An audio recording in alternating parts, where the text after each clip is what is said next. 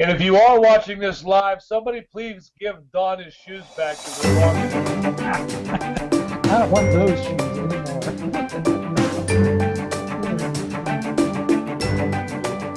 Hey Donald, can you click on the white box again so that way we can see whoever's talking?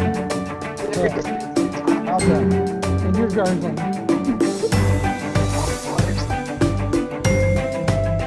So, my half hour turn is I don't know. A long 45 minutes. I just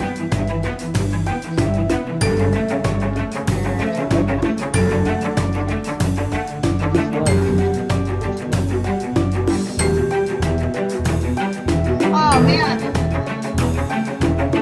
I didn't see. How much did my gargling and stuff? not very long, maybe 5 minutes. 5 minutes? That's a Yeah. lot. That's an eternity. You know what? I remember about when it was when I noticed that it was starting to get bad, and I started back about that far.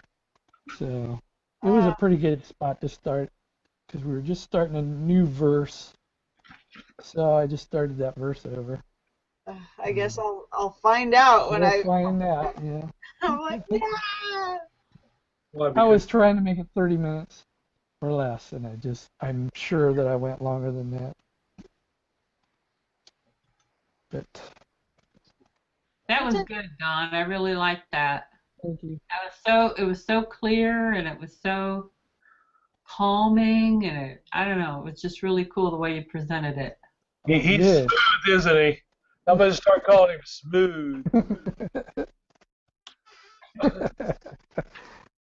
Oh, well, that's good that it comes out that way because I'm sitting here and I'm just kind of, I'm all hyped up and I don't know if it comes out smooth or not, but sometimes it doesn't seem like it does.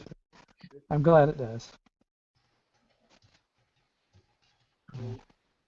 And I wanted to teach this because every time I hear people talk about it, they don't refute the other 2 days. They only talk about why one is right. And so when you do that, you start watching every other person. They'll talk. So if they believe that it's a Friday crucifixion, they'll talk about why they believe it's a Friday crucifixion. But they won't talk about why Thursday isn't or why Wednesday's wrong. They'll just talk about why theirs is right. And then the same way with people who believe Thursday, the same way with people who believe Wednesday. They don't really talk about why the others are wrong. And so that's why I wanted to teach this, because they always seem to miss the anchor that holds, or those two verses regarding the women that just lock this time period in place. And then they don't believe it because they always go, well, it said in Luke that, the two guys on the road to Emmaus said, well, today's the third day since all this took place. Well, Sunday, Saturday, Friday's 3 days. And so they just brush it off and say, that was nice, but I believe what I want to believe. Well, now you've heard it all. So That's it's on nice. your shoulders. Back to my lies. Okay. Yeah. Oh, I have my camera off. I should be. Hello, I am here. I have my. There you are. Hey, I wasn't here. I'm sorry, I wasn't here when I was dealing with the wolves. Oh, But that's fine. were you? Did you show? I love my family so much. I call them wolves. I know. So, did you show the chart by any chance? I wasn't here. No, I didn't show a chart. I Oh, didn't show. I've got one that I can screen share probably. that's really helpful for me Let me because. see if I can get it up here real quick. Hang on. Okay. Let's see. How am I going to do this Is there a? without losing everybody? Here, See here. Let's have a contest. Let's see who gets there first. Yeah, I'll watch. Go ahead. Okay, let me see here. I want to screen share. We'll have you over here. Wait, we'll put you over there. Ah, ah. Okay. All right. So, where am I going? Where am I going? I'm going to this. And wait, is it in the time? It's in the One Day with the Creator.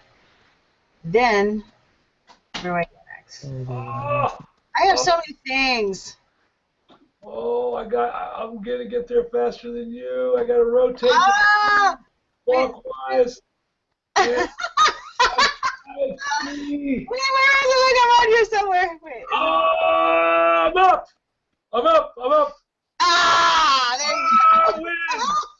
Michael's the winner. Good job. Good job, Michael.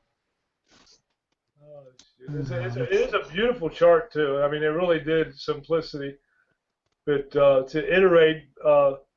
And I missed the first part of it, Dawn. But your conciseness on this subject is just as good as any I've ever heard bringing forward. So it's beautiful. Thank you. Thank you. I have a chart also I'm trying to find and bring it up. Let's see if I can get it up here. Let's see here. But yeah, that really helps me to see it, like, because I'm a very visual learner. So, like, you could say it to me, and I'd be like, okay. I could almost be like one of those people that say, oh, that's nice, okay. But then when you give me a visual, it's like, oh, ding, ding, ding. Like, just the light bulb goes on. There's mine. Can you see it? Ah, okay. Nice. Oh, yeah, I remember this one. You've taught this before, haven't you? Or something? I did, but I didn't include a lot of stuff. Oh, okay. Yeah. And that brings a point too, as far as when you're working teachings like this and you document them, as I get older, I come to respect more and more teaching the same thing over and over again, because you can go back and fine tune the teaching so much. Mhm. Yeah. I like both of these too. Like, I mean, both of these charts are so good for different reasons. I really like your chart, Don. Thank you. He was buried before sundown on Wednesday. Then you have one night, one day, one night, one day. Raised on the third day. But if he got up Sunday morning, that's the fourth day and a fourth night, so that's not right, because he was first seen at night. This doesn't show the part about the road to Emmaus. See, this would have been Sunday would have been the third day since those things were done. Second day, first day. Thursday was the first day, so that doesn't have all that on there. Mhm. You can only get so much on a chart, and then you gotta have chart B. Right. No. Yeah. But that goes back to Dawn's. I think we all got the email from Dawn that Chandra. I don't know how many of you know this, but Chandra gave a wonderful presentation at the BOT meeting concerning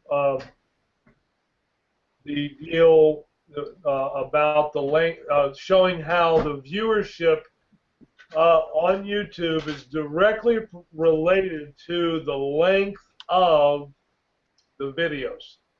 And as she has been harping for the last 2,000 years, that the people's attention spans are very minimal.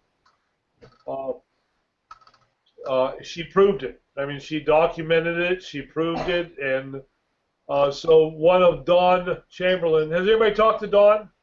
No, I haven't. I No. talked to him at the hospital yesterday. Oh. Dawn prayed for him before he went in, or right when he got there. And I don't know how familiar you are with what's going on, but he had a horrible infection in his leg, and it just got worse and worse. John Lynn ministered to him. The infectious disease person came in Saturday and said, "What infection?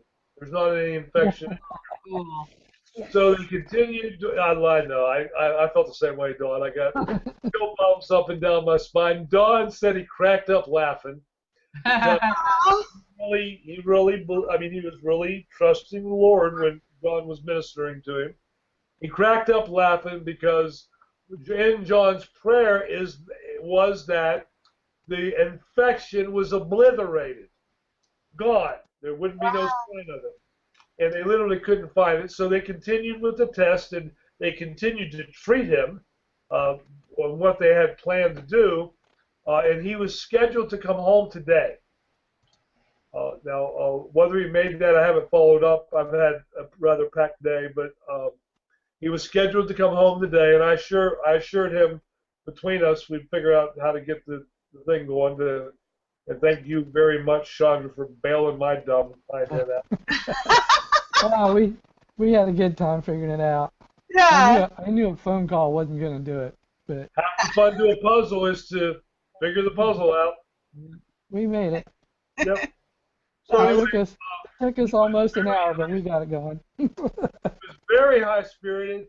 The sense I even asked him, I said, "Damn, you must be feeling good. You sound awfully wonderful." And he was just on fire. So getting some good needed rest, and should be back with us shortly.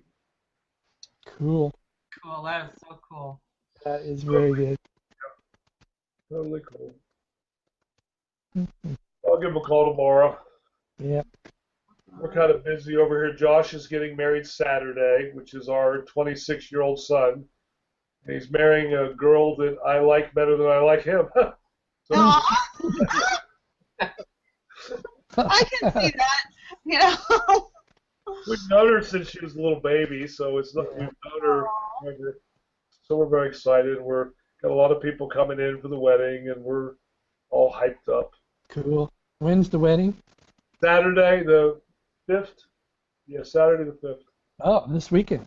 Yes, sir. Yeah, I'm taking Thursday, Friday, Saturday, Sunday, Monday, Tuesday, Wednesday, because some guests are coming in from out of town.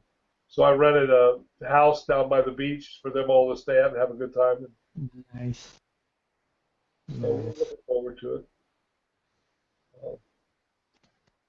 I actually taught in Sunday fellowship because John Touchstone had a little shindig that he was doing with his community as far as kind of roughing it in the wilderness type deal. And to the point of teachings and progressive teachings, it came up because a week before that, John Touchstone had taught on Romans 13 being government authorities. And even though I accepted that teaching,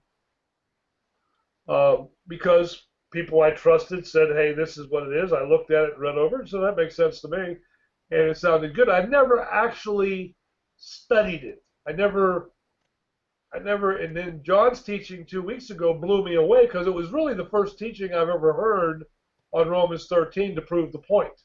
And I just was totally excited about it and started looking into it myself. So Sunday, after his teaching, I began studying it for myself, and I had a small teaching on actually Genesis chapter 8 and 9 from what I had studied to progressively represent what I learned of it. And what Don has done with this teaching that he has before him today is he's mastered the teaching because he's done it before. He's looked over his subject matter again. It's no longer something he's heard like we all did at one point. I mean, I remember the first time. I remember when I was in your shoes, Don. I mean, I remember the first time I heard that teaching. It blew me out of the water. But I never really made it my own. I looked at it, I heard it, I believed it, but Don has gone into that scripture and those references, and he's made the word his own. And that's what we're supposed to do. We're supposed to be like those in Berea. Search the scriptures daily to see if those things are so. And that's what Dawn has done here. And I think it's just an admirable. Dawn, you're a true nobleman. Thank you. True nobleman. Beautiful. Well, when I was growing up, this was a huge weight around my neck, and it just was hard to drag around because I grew up in the church. And I went to church every day, every Sunday, and I was raised in a good family, and basically a Christian since I can remember. Oh man, I'm jealous. You didn't have very many sins to get rid of. I had a whole ton of them. Well, the ones that you don't think you have are the hardest ones to get rid of. Does that make sense? I don't know. Yeah. But this was really hard. It was very hard for me to accept. There was no problem with Matthew 12:40. I mean, that was the statement. That was the claim. That was the statement of truth. But the explanations were just, nothing made sense to me at all. And I knew, in my little pea brain, how can I believe something I don't understand? And so I was really concerned about whether I was saved or not.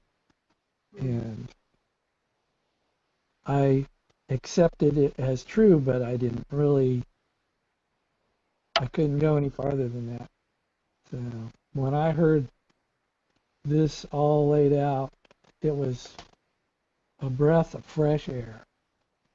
But then when, like you say, Michael, when you start getting into it and start really trying to prove it to yourself, I mean, it's one thing to hear it and see that, oh wow, it finally makes sense. But to then get the book out and really work it and make sure that it makes sense, that, oh, it's just the best. I had a similar experience. I don't know when I got born again, but I know I've known Jesus as far back as I can remember. But I remember being in the 9th grade, and it was the first year that I was actually in a public school because I came from a Catholic school, and there was a big debate in the science class between faith and science, and I really wanted, because me and Marty Pavlak were the two Catholics that were in the public school, and I wanted so bad to win that debate. So we went to the priest and said, "Hey, give us all the information we need. We want to go into this debate prepared." And he looked at us, Father Gornick, I'll never forget this, and said, "You can't win." And I said, "Oh shit! I mean, you even believe in this stuff if I can't win a debate?" And I remember sitting in the Power for Abundant Living class and thinking, damn it, if I had this class, I could have won that debate. That's funny.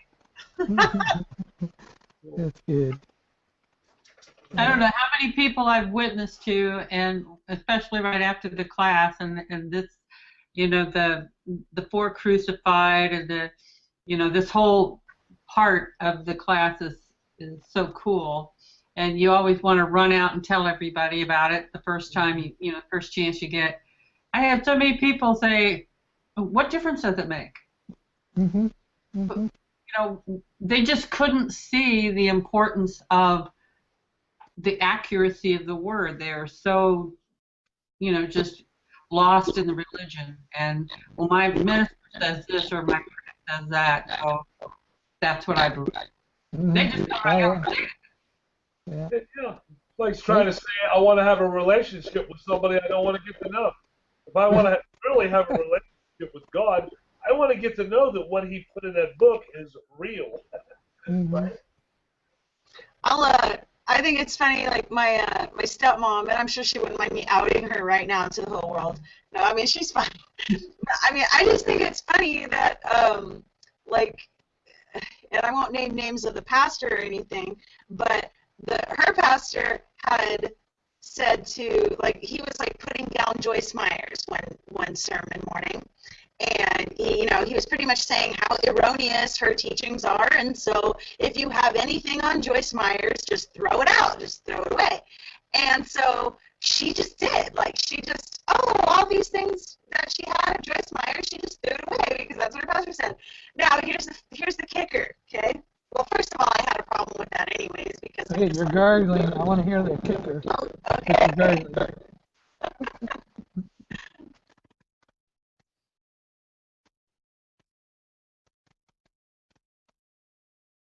Oh.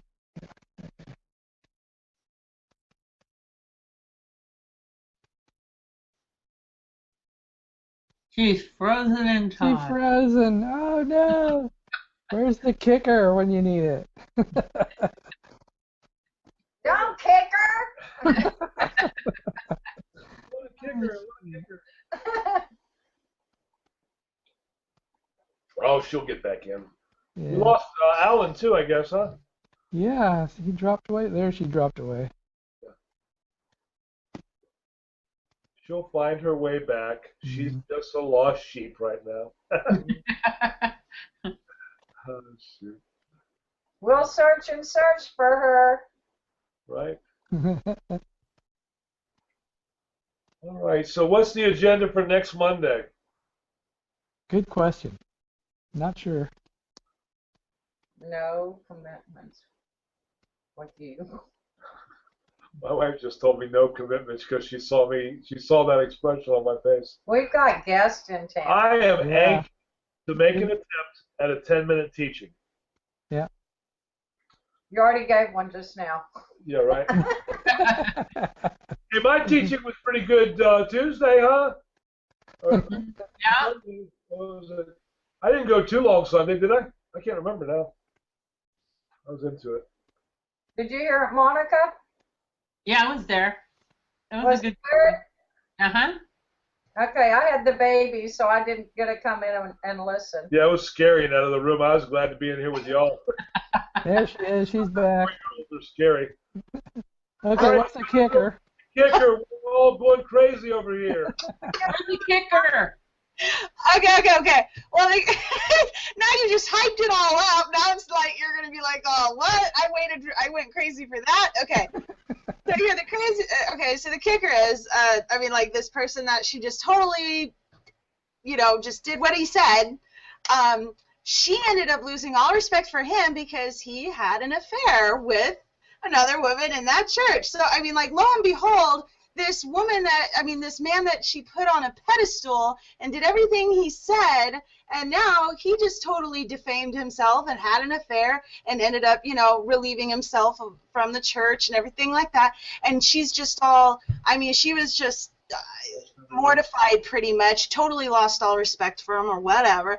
And it's like, like just not too long ago, you were just doing everything that man said, like simply because he was the pastor. I just think it's so sad.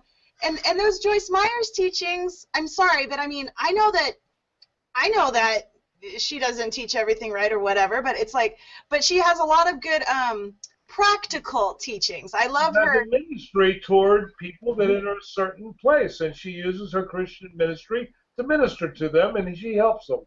I enjoy Joyce. Dana loves Joyce. I love Joyce Meyer. And Joseph Prince. Yep, Joseph Prince. They all have ministries, but yeah. Prince, good. I've heard Prince. Yep. Mm-hmm.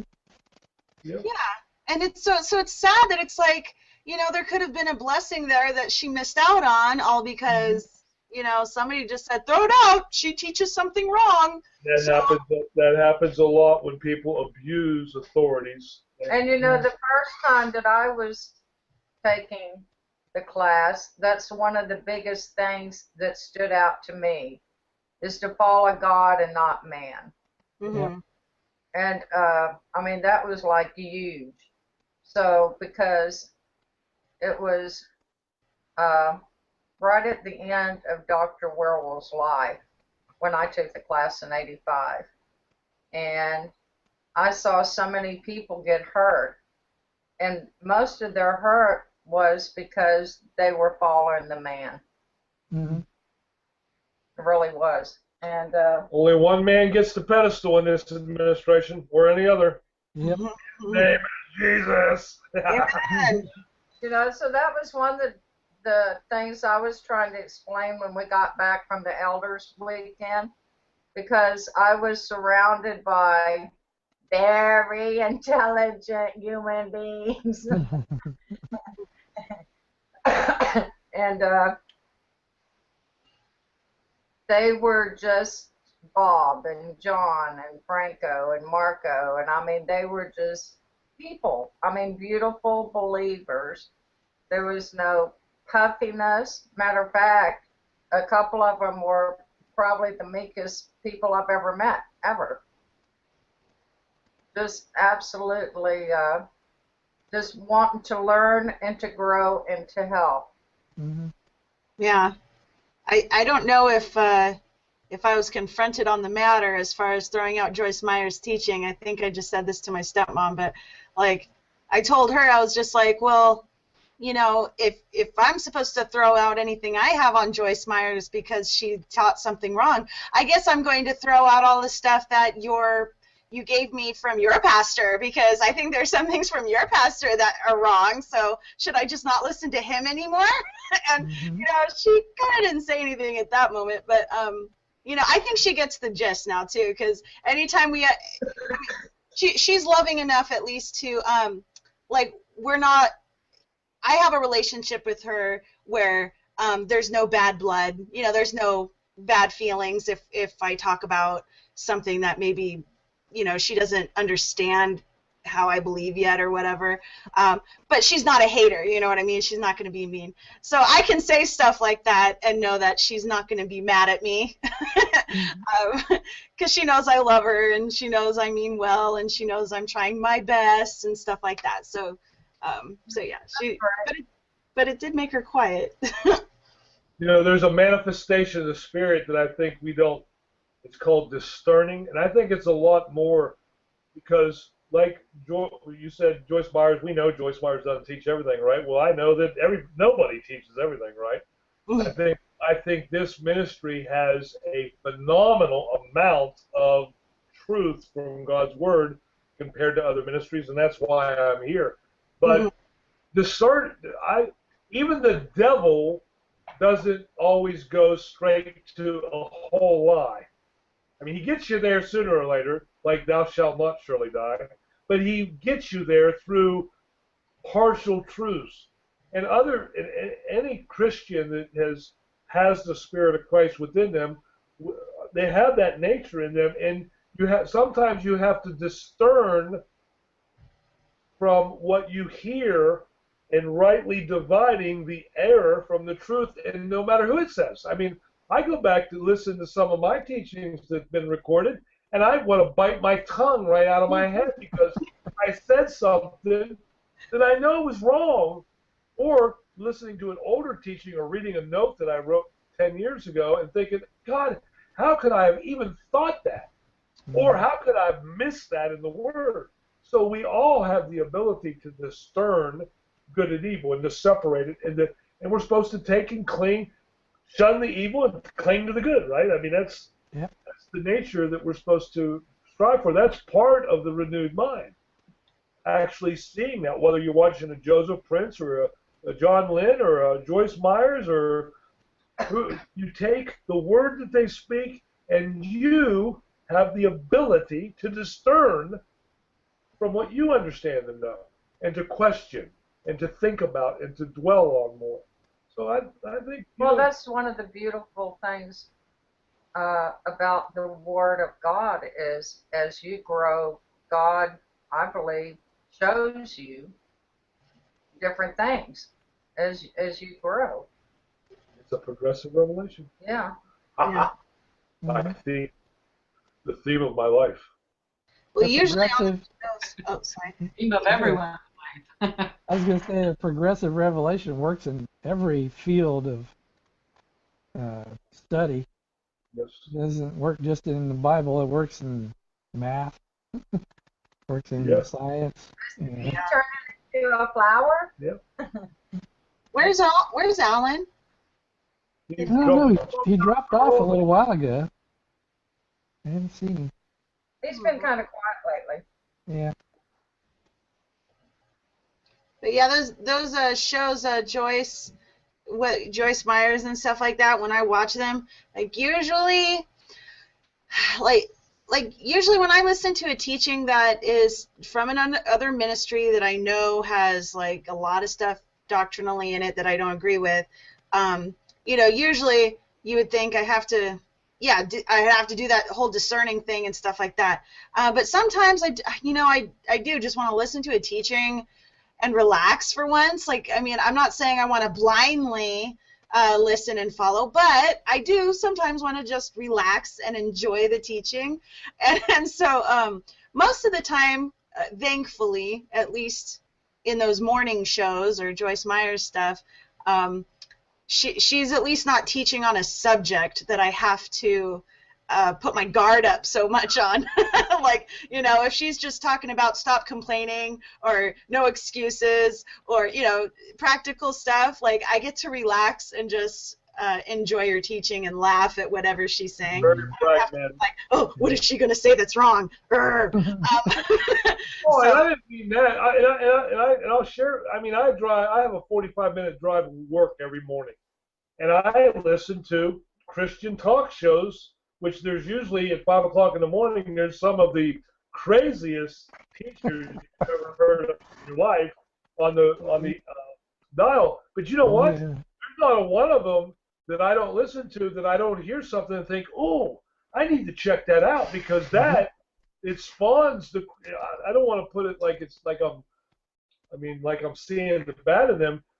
No, the good in them helps inspire. They're Christians. They're part of the body of Christ. They have ministries. So no, I get some of the most deepest thoughts on that 45-minute trip on a freeway in Houston from some of these ministers on the radio, from the subject matters that they're pounding on, because I'm thinking the word. And I'm not. Mine's in the bathroom. Studying. I think has been, yeah, right. That's right. Studying. Nobody's bothering you, talking to you. Yeah. You can take a shower and have the most awesome, godly thoughts, and cry in the shower, whatever. Yeah, it's given new meaning to standing naked before God. I think somebody once called that like a potty revelation or something like that. Something like that. I forgot what they called it. But they happen a lot there, okay? Because you're just sitting there. There's actually, Don, do you remember the biblical reference of when the guy got ordained when they were going to the bathroom? You remember that? Yeah. I think it was in the advanced class. Whirlpool pounded on it during that section about, because they went abroad. They were abroad when, like Elijah or one of them, they were literally going to the restroom, and he was given the ordination of a prophet. I have to find that. I remember that one. You have to find that one. Please. It's a good one. Hey, all things that pertain to life and godliness. All things that pertain. Yeah, Part of speaking life. of porcelain water, that the ministry, the Living Waters. I don't know if you've heard of that. The Living Water with oh man, I forgot his name. Kirk Cameron. Kirk Cameron is like on board with that. Oh, Ray Comfort. Have you ever heard of Ray Comfort? No. Sounds familiar. I haven't heard it for a while. You have, Monica? No, I don't think so. Oh, okay. Like, I mean, they're definitely big time. They're big time advocates of the Trinity and all that kind of stuff. But one thing I do highly, highly respect and admire of their ministry is they seem to be really on fire for the street ministry. Like, and now a part of me goes, man, if they're like because they're on fire, they're not afraid to like talk to people and get the haters like saying mean things to them kind of thing. And I mean, I'm sorry, but that's brave. Like I admire the brave people that can go out there and talk to people that might be really mean to them and put them on the spot and whatever. Like I just admire them so much. And they mainly talk to atheists. Like people that just I know. I've seen the videos. I know what you're talking about. yeah, Now. they're talking about. I love those. I love those. I just don't like it. Yeah, it's like, but when he irks it, like when he makes it sound confusing again with the whole Jesus being God thing, you know. I mean, I'm hoping that just glazes over them, like as far as, you know. But at the same time, it's like, well, you know what? If it converts them to love Jesus in any way, like I have to be at least grateful for that, you know, because he does give a lot of awesome, excellent points to speak logic of creation into the atheist, because the atheist is just so like anti-creation, like oh, there's just no logic, it has to be Big Bang Theory and all that kind of stuff. And so I just love how Ray Comfort just kind of, you know, puts it in their face, you know, just gives them all the logic, gives them all the history, gives them, or I don't know, like whatever it happens to be for that particular person. I love how he can just like. I got this. Cynthia has been coming to Dawn's fellowship and ours, and she gets these from a ministry, and she loves. They're just little pamphlets on little beliefs, and the doctrine is very, very. That's ours. In alignment with ours, but she loves handing these out on the streets because it's actually a pamphlet from the Truth or Tradition group, but hitting people on the street, and it's really, I haven't read through it yet, but she was explaining to me during the fellowship on Tuesday night that it has certain sections in Romans in there, and just how to get born again, what do I do after I'm born again, and just in this thick of a book that somebody can easily look through and read, and but that's a good street ministry. She carries them in her car and looks for people. And looks for people that God says give it to them. That's awesome. Yeah. And also got that. Did you get those Clay Jennings links from that Franco sent out from the BOT fellowship? What links? The Clay Jennings ones. No, I don't think it did. He's got that Rapper? He's like a rapper. He raps the Bible. Oh, cool. Oh, and I mean, like. No. I found it. Is it Becoming a Christian? Is it this? Yes. Oh, cool. Okay, cool. I got a couple of them. How'd you get yours? How did I get mine? I'm like, how did I get mine? I've had these for a long time. I think Jason sent them to me. Jason Amato? Yeah, they're very, very handy for that type of ministry with the street and stuff.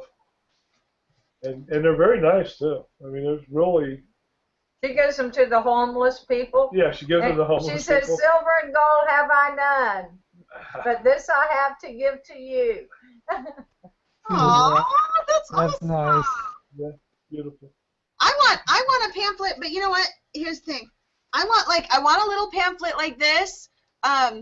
Like if it's possible, I don't know if or those tracts, you know those tracts that like are just like little single page foldouts? Right.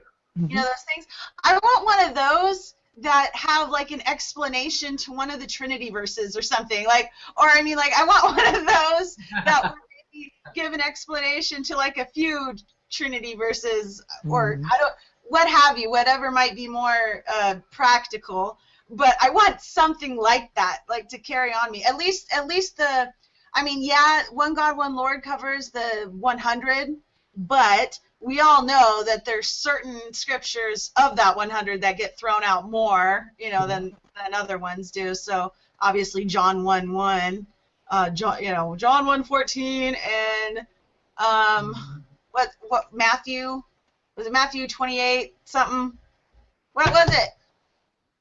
Which one am I talking about? I don't remember. I'm not The sure. one, the one There's a where bunch like of- the Father, the Son, and the Godhead. Something about the Godhead, I think, or the Holy Spirit. Some about Father and Son, the Holy Spirit, and these three Oh, are yeah. one, something like that. It was like Matthew 28. Something. Anyways, they get thrown out more than the other ones. I don't know what you guys hear the most. Like, Yeah. which- Go ye therefore into all nations, baptizing them in the name of the Father and Son and Holy Spirit. Verse 19. oh, okay, there you go. Yeah. See what I mean? It's like after all this time, I still don't have these numbers memorized. Like, but I know they're there. I know they're That's there. million. Yeah, like so. I mean, at least have a tract or a little track thingy, like covering those 3 verses or something like that, because they're like the most that get thrown out. Mhm. And you know, so that way when it comes up and it's like, if you don't have time to talk, you only have like, oh, you have to get going, they have to get going, and you didn't have time, and like usually you say, oh, I'll talk to you later, we'll connect later, and like maybe you won't, you know, maybe you didn't get their information, maybe you don't know how to connect with them. It's like at least you can be like, well, okay, here's this, you know. Well, And then- one of the ones that I've used is when Jesus Christ was praying in the garden, and I would say like, oh my gosh, you really think he had to talk to himself? Yeah, that pastor that I told you about, that my stepmom listened to everything about, I asked him that question, and he said, yeah, he actually did think he was talking to himself. Okay? I'm just telling you, some people, that was the very first and last time I ever had that response, but what if it's not my last? You know what I mean? If a pastor says yes, we were interrupted. We didn't further go on into our discussion, and I soon had to go actually, so I couldn't finish talking to him. But that just blew my mind when he said, "Of course he was." I probably would have said like, did you hear what you just said? I know. Wait a minute. Let me ask myself if I heard that. Oh yeah, I did. Yeah, I heard that. Whoa, man. I'm schizophrenic and so am I. Yeah, there you go. Chandra, a long time ago, we had song books, and we had children's songs books, and then we had like comedians that would make up funny songs like, Mamas, don't let your babies grow up to be homos. And I learned so much from those songs, from those little kid songs, and That wasn't one of the kids' songs. That was. Really? I was Maybe like, what? Maybe it should be.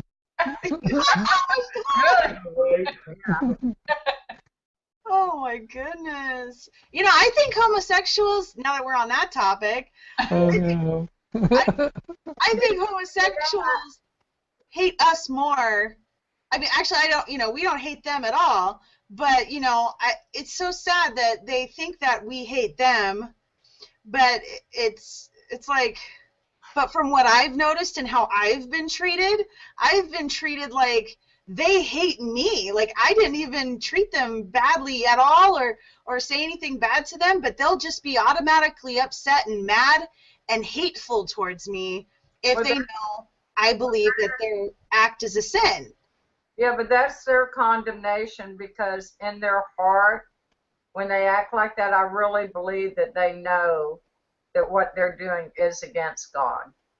Nobody likes being wrong, and nobody likes being told they're wrong. The answer to being wrong is you're right. That's what righteousness is supposed to be. Well, even if they don't believe, and here's what I don't get, like, okay, if you know that I love you and you know that I'm cool with you and I can, I want to treat you like I would like you to treat me, if you know that I have that respect for you, then this is me. I mean, for a believer, I think it should matter to a believer what the truth really is, okay? But when somebody proclaims or at least act like they don't believe in God, it's like, okay, so then what's it to you that I think you're sinning against God? You don't even believe in God. So why are you so mad that I think you're sinning against God when I'm still cool with you? I still love you. So why are you angry? Like, Love your logic. what's the big deal? I went to pick up my granddaughter last week, and I was talking to one of the girls there, and they have an adorable group of women who are truly very caring and loving to all the children. And anyway, this one girl, she had like on a see-through kind of blouse, and I could see a tattoo under it. So I lifted up the sleeve to see what it was, and I said, okay, so I know these have to mean something important to you. What is it? So she started explaining, and she said, so what do you think? And I said, well, I like all of it but that skeleton. I said, I know that's Roxy, and that's popular. And she said, but I put a bow on it. I said, I just can't go with skeletons because, you know, it's like death. And I said, but I do like your bow. And she just kind of looked at me, and I said, don't worry, I have my own sin. You have to deal with yours, I have to deal with mine. And, you know, we kind of smiled. And, Yeah, doesn't it break your heart though that like the skulls are so popular now? Like they're more popular now than they ever were before. Mm. And for fashion, for the fashion sense. And I mean, I see them everywhere. And my worldly self, I mean, I'll admit it. It's like on the surface, I'm like, oh, that's cool, you know, like a gothic rock kind of look. And then, of course, when it has a pink bow on it, you know, I love the pink. And so I go, oh, yeah, it's cute. But then I'm like, the only thing that separates that is the, I mean, that to me is like putting lipstick on a pig, really, you know? That. Yeah, because then there's other pictures of skulls that look scary. You know, that other people have skulls on their tattoos, and it looks scary and evil and everything like that. And it's like, okay, well, it's still the same meaning as this cute little skull over here with the cute little pink bow on it. Mhm. Like, yeah. oh, Do those skulls have lips? have you guys seen, you know that Men in Black? You know, have you seen Men in Black? Yeah. I can't stand all them roaches. Yeah. Do you remember the part like at the beginning of the movie where he's shooting, but or everybody shoots, but he only shot at the little girl, you know, like, and he was explaining why he didn't shoot all those aliens. He only shot that cute looking little girl because she's the one that looks suspicious. So I mean, like if anything, these cute little skulls with bows on them are almost more detrimental because now that cute little skull makes everybody widely accept it now because it looks so cute. So it's pretty genius of the devil because it's so cute and everybody wants it now, so it just makes it so much easier for that symbol to be glorified on cute little 3-year-old pajamas. Mm-hmm. I went to get Sandy some perfume one time, a long time ago, and so I was just smelling them to see what would fit, you know, maybe like a teenager. And the one that I liked the best was the Roxy, the one with the skull on it. Okay, as far as the smell. Uh-huh. I picked it up and I put it down. I walked away. I was so pissed. I was just like, man, why did they have to do that on the best one on the shelf? And walked around the store, and I thought, okay, Dana, that's just stupid, even though I've told my kids one of their rules was don't bring that stuff in this house. It's not allowed. And so none of them really got into it because Until after they left the house. I don't think so, really. Do you? I got one to interject, though. But anyway, I ended up not getting the perfume. After picking it up several times, it was like in my heart, I just could not do that. I didn't even want it sitting on the counter. Everything has its perspective. You Christians carry a dead man around your neck on a cross, and you're going to condemn my skull? Mm-hmm. Yeah. Right. The logic is about the same. Hmm. Christianity needs to take a checkup from the neck up. Yep. Yeah. I like that. That's. I mean, and I don't. I mean, I'm not as anal, I guess, about the cross as much anymore. I never did like seeing Jesus dead, like, you know, like I never did like seeing his corpse. Okay, like I just think this is, I don't know. To me, it was kind of like, no Morbid. offense if anybody does this, but it's just it just disgusts me. I'm like, okay, why do I want, like, okay, I love my mom too, but am I gonna have like a picture of her dying in the hospital in some, I don't know, it's just something I don't want to see. I don't want to remember that part of her. I want to remember the good part. You know, I want to remember the awesome parts of her, not like when she was like weak and dying. Like, it's like, ugh, that's just depressing. But yeah, the cross thing, when even if it doesn't have a dead body on it, it still does remind me. I used to think of it as the electric chair. Like, you know, why not just have an electric chair around your neck? Or you know those things that beheaded people back in the day? What were those called? Guillotines. Guillotine.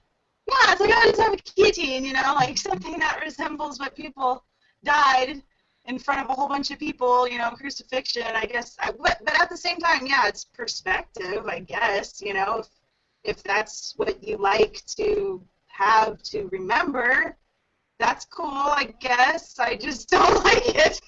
Like, I just don't want it.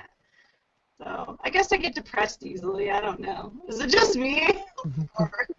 No, No, I have 5 children too, and for gifts, because they knew that we were Christians and believers, they always bought me a cross. Mhm. My family knows not to buy me a cross. You know what, Monica? I said my family knows not to buy me a cross. There's this can't see, but and that's why I do get a little confused, because I mean, I do love this ministry because they're such, like, you know, we're just all so different, you know. So sometimes I kind of do get confused as far as where the ministry stands on the cross situation, because You put a pink bow on it. this came from the store. I know. You know, right? So, and I think it's cute. I thought it was like the cutest hat there because it was the only one that had pink. Okay, like, like it had pink, and it was pretty and sparkly and stuff like that. And so I was, to be honest with you, disappointed that it was a cross. But I was just like, well, it's okay. You know, like, I'm not as anal about it as I once was. Okay, I All you can. need on that hat is a pink skull on the back, and you'll be set. I love it. I gotta go night night. I love you guys with all my heart. I gotta go too, guys. Yeah, all right. Love you guys. Love you. Great Enjoy talk. your pink cross. I'll stay here with you, Don, to make sure. All right. This. All right. Final. I believe you just, stop the broadcast.